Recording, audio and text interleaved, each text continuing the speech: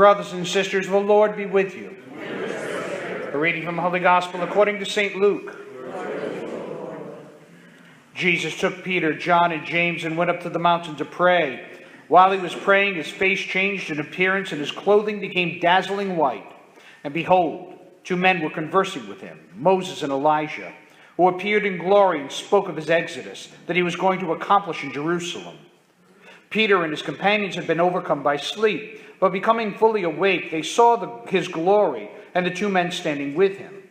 As they were about to part from him, Peter said to Jesus, "Master, it is good that we are here. Let us make 3 tents, one for you, one for Moses, and one for Elijah." But he did not know what he was saying. While he was still speaking, a cloud came and cast a shadow over them, and they became frightened when they entered the cloud. Then from the cloud came a voice that said, "This is my chosen Son. Listen to him." And after the voice had spoken, Jesus was found alone. They fell silent and did not at that time tell anyone what they had seen. The Gospel of the Lord. Praise to you, Lord Jesus Christ.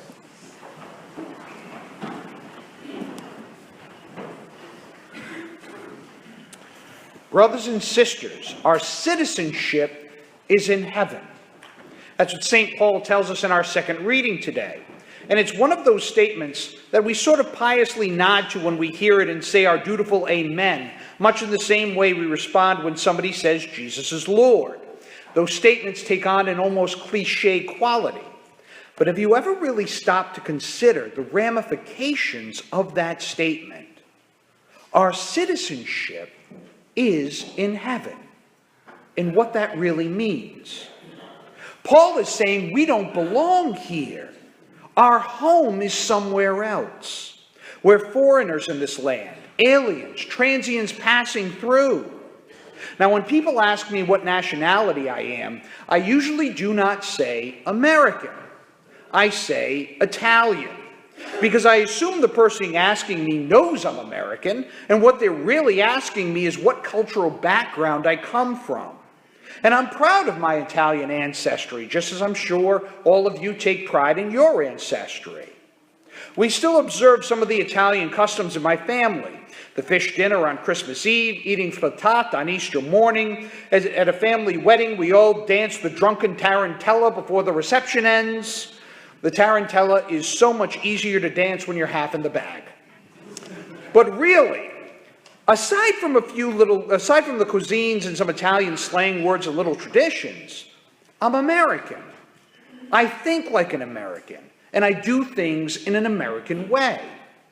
Not so with some of my grandparents and all of my great-grandparents. They came from Italy. Italian was their first language. They still spoke Italian most of the time and only spoke English when they had to. They kept all of the customs and traditions of the old country. For all intrinsic purposes, even though they became American citizens and resided in America, in their hearts, they were still Italian, and they still lived like Italians. They never became Americanized. That happened with their children and grandchildren. Back to St. Paul. When Paul says our citizenship is in heaven, that means we're supposed to be living and speaking right now as if we would live and speak if we were in our home in heaven. Because that's what aliens do. Why do sections exist in so many of our American cities like Little Italy in Baltimore, Chinatown in New York, Little Havana in Miami, Federal Hill in Providence? These are places where immigrants of different cultures congregated where they could insulate themselves from the influences of the native peoples. There they could still speak their native tongue and observe their native customs. And that's what the church is supposed to be for us. This is little heaven.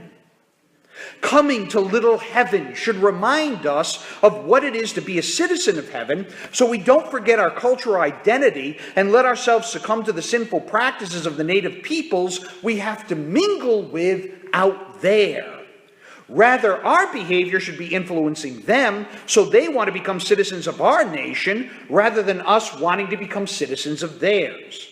So as I have become Americanized from my Italian ancestry, we should never let ourselves become secularized, because our citizenship is in heaven. Examine yourself today. Ask yourself, would I use the language that I use if I were in heaven? Would I dress the way I'm dressing if I were in heaven?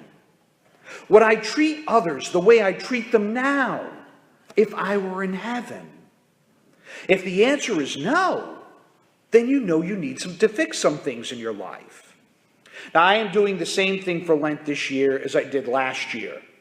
I've given up negativity, complaining, criticizing, pessimism, sarcasm.